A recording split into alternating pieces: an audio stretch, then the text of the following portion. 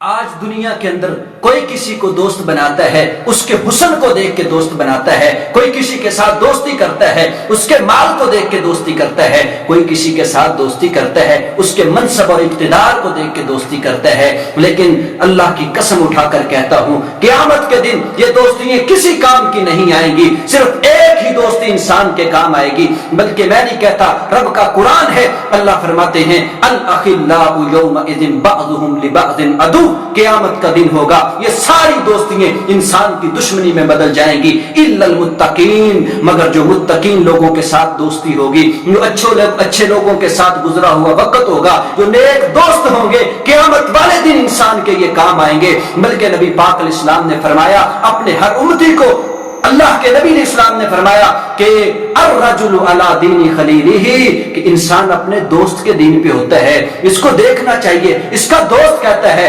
کیسا ہے۔ آج رشتہ کرتے ہیں ہم، بہت سو چیزیں چیک کرتے ہیں، لیکن دوستی کو بھی چیک کیا کریں اس کے دوست کیسے ہیں، دوستوں کے دین پر انسان ہوتا ہے۔ بلکہ نبی پاک علیہ السلام نے اگلے الفاظ یہ بھی فرمائے فَلْيَنْظُرْ أَحَدُكُمْ مَنْ يُخَالِلْ، انسان کو سوچنا چاہیے اس کے کیسے دوست ہیں معاشرے کے اندر۔ بلکہ نبی پاک علیہ السلام نے جامع ترمذی میں یہ بھی فرمایا لا تصاحب الا مومنا، او میرے صحابی اپنی زندگی کے اندر اس کو دوست بنانا ہے جو مومن ہو، جو اچھا ہو، کریکٹر کا اچھا، اعتبار کے قابل ہو، جس کے اوپر بھروسہ کیا جا سکے، جو تیری دنیا اور آخرت دونوں کو سنوار دے، ایسا انسان جو قابل اعتبار ہو۔ کسی صاحب دل نے یوں کہا تھا نا کہ قیمت پانی کی ہوتی ہے، پیاس کی نہیں ہوتی، قیمت موت کی ہوتی ہے، سانس کی نہیں ہوتی۔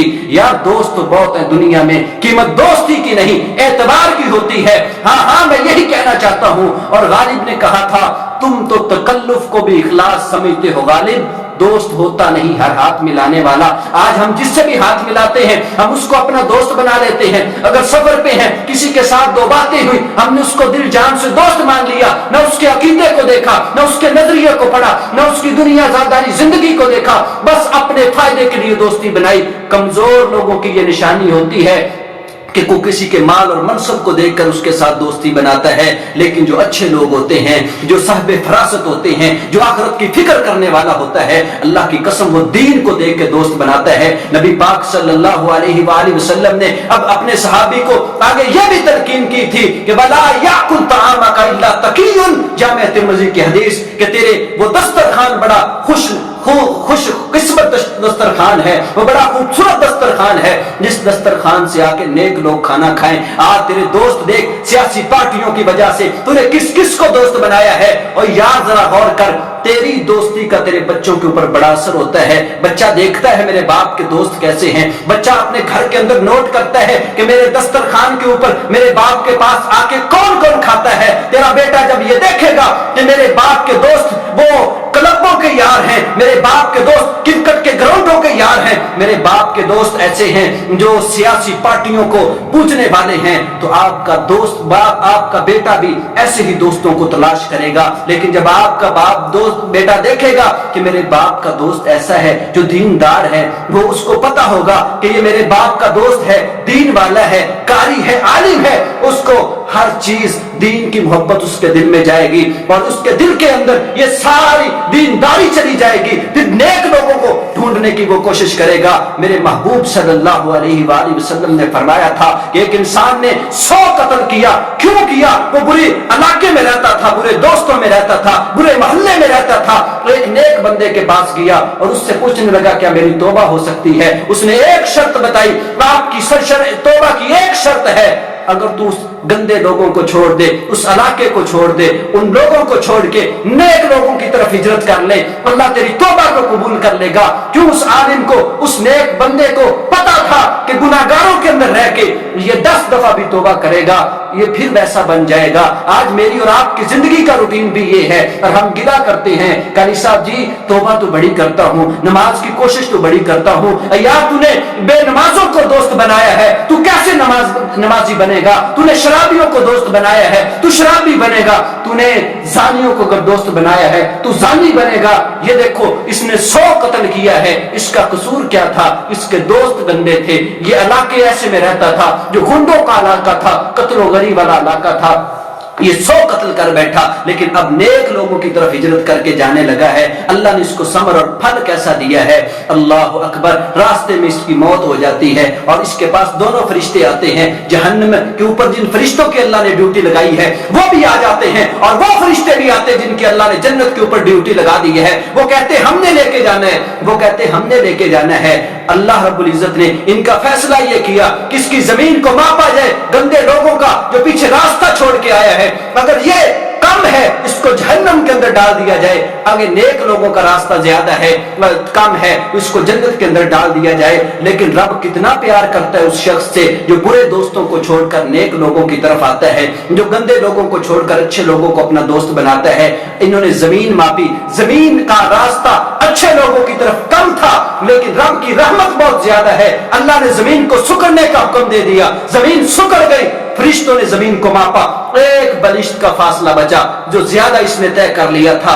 اللہ کو اس کی یہ ایک بلشت کی زمین, ایک بلشت کا فاصلہ اتنا پسند آیا کہ یہ برے لوگوں کو چھوڑ کر نیک لوگوں کی طرف جا رہا تھا. اللہ نے اس کی توبہ قبول کر کے جنتوں کا وارث بنا دیا. آج اپنے دوستوں کو دیکھیں, یاروں کو دیکھیں, اپنی پارٹیوں کو دیکھیں. اللہ کی قسم دنیا کے اندر یہ ساری دوستیاں بے وفائی کر جائیں گی. قیامت تک اللہ رب العزت نے جو وعدہ کیا ہے وہ جنت کا وہ نیک لوگوں کے ساتھ انسان کو ملے گی. برے دوست دنیا میں بنائیں گے تو برائی کرتے جائیں گے. آخری بات کہہ کے بات کو ختم کرتا ہوں. میرے محبوب اسلام نے بڑی پیاری مثال دی تھی کہ مثل الجلیس الصالح کحامل المسک ونافخ الکیر, کہ اچھے اور برے دوست کی مثال ایسے ہے جیسے کستوری بیچنے والا انسان ہے. کستوری بیچنے والا, آپ اس کے پاس بیٹھیں گے, اللہ کی قسم ہے آپ کو اس کے پاس بیٹھنے سے 2 فائدے ہوں گے. آپ نے فرمایا یا تو آپ اس سے خرید لیں گے, صحیح بخاری کی حدیث ہے, یا تو آپ اس سے خوشبو خرید لیں گے. اگر خریدیں گے نہیں بھی تو کم از کم اس کے پاس بیٹھنے کی وجہ سے آپ کو خوشبو ضرور ملے گی, اچھی خوشبو آپ کے کپڑوں کو لگے گی. یہی نیک لوگوں کی مثال ہے. برے لوگوں میں بیٹھو گے غیبت سننے کو ملے گی, چغلی سننے کو ملے گی, دوسروں کے الزام سننے کو ملیں گے اور گالیاں ملیں گی, گانے ملیں گے. اللہ کی قسم آپ بھی ویسے بن جائیں گے. اگر اتنا بھی نہ صحیح ان کے پاس بیٹھنے کی وجہ سے آپ کو گناہ کم از کم ضرور ملے گا اور ان کی خوشبو, ان کی برائی کی آپ تک ضرور پہنچے گی. اور آپ نے فرمایا جو برا دوست ہے بھٹی جلانے والے کی طرح ہے کہ ایک بھٹی جلانے والا, آپ اس کے پاس بیٹھتے ہیں یا تو اس کی کوئی چنگاری آپ کے کپڑوں کو جلا دے گی یا پھر کم از کم اس بھٹی کا سیک آپ تک پہنچے گا. ہاں اپنے دوستوں کو چیک کرو, اپنے یاروں کو چیک کرو. کسی سے محبت کرنی ہے اللہ کے لیے محبت کرو, اللہ کے لیے اس کو دو, اللہ کے لیے اس سے روکو. نبی پاک علیہ الصلوۃ والسلام نے یہ بھی فرمایا تھا. آخری بات کہہ کے بات کو ختم کرتا ہوں. محبوب علیہ الصلوۃ والسلام نے فرمایا تھا کل قیامت کا دن ہوگا, رب کی عدالت لگے گی جس وقت ہر انسان پسینے کے اندر شرابور ہوگا. اس وقت رب کی بارگاہ کے اندر اللہ آواز دیں گے این المتحابون, کہاں ہے میرے لیے آپس میں محبت کرنے والے, میرے لیے آپس میں پیار کرنے والے. میں ان کو دیکھنا چاہتا ہوں. یہ 2 انسان آئیں گے جو آپس میں اللہ کے لیے محبت کرتے ہوں گے. اللہ رب العزت ان کو اپنے عرش کے سائے کے نیچے جگہ دے گا یا اپنے سائے کے نیچے جگہ دے گا. اور اگلی حدیث کی جامعہ ترمذی کے الفاظ یہ ہیں لہم منابر من نور, ان کے لیے نور کے اللہ ممبر لگا دے گا اور اتنے خوشنما خوبصورت ممبر ہوں گے. اللہ کی قسم ان ممبروں کو دیکھ کر اللہ کے نبی نے فرمایا شہداء اور صالحین بھی رشک کر رہے ہوں گے کہ کاش کی اتنی اعلیٰ جگہ اللہ ہمیں بھی دے دے. کیا ہم نے کبھی اپنے دوستوں کے اوپر غور کیا, کبھی ہم نے چیک کیا کہ میرے دنیا کے اندر کیسے دوست ہیں؟ اپنی دوستیوں کو پرکھیں, ان بے وفاؤں کو پیچھے سے لٹا دیں, دور کر دیں جو آپ کو بے نمازی بناتے ہیں, جو آپ کو گانوں فلموں پہ لگاتے ہیں. ان دوستوں کو چھوڑ دیں, اس کے ساتھ یاری دوستی لگائیں جو آپ کو اللہ کے قریب کرے, جو اللہ اور اس کے رسول کے قریب کرے, جو آپ کو جنت کے اندر داخل کر دے. یہی دوستی کا کام آئے گی, اس کے علاوہ کوئی دوستی کام نہیں آئے گی. قیامت والے دن ہر دوست کا دشمن بن جائے گا سوائے متقین کے. انسان اپنی انگلیوں کو چبائے گا, انگلیوں کو کاٹے گا اور کہے گا, اللہ قرآن میں کہتے ہیں یوم یعض الظالم علی یدیہ, یہ انگلیوں کو کاٹ کاٹ کر کہے گا کاش کہ میں نے فلاں کو دوست نہ بنایا ہوتا. اس وقت پچھتانا ہے. آج ہم اپنی اصلاح کریں, اپنے دوستوں کو چیک کریں. نیک بننا چاہتے ہیں, ایک سب سے بڑی پہلی شرط یہ ہے آپ کی توبہ تب صحیح قبول ہوگی, آپ کی اصلاح تب صحیح ہوگی جب آپ اپنے دوستوں کو بدلیں گے. جب تک دوست نہیں بدلیں گے لاکھ اصلاح کی کوشش کریں نہیں ہو سکتی. اللہ تعالی ہمیں عمل کرنے کی توفیق عطا فرمائے. ان اريد الا الاسلام ما استطعت وما توفیقی الا باللہ.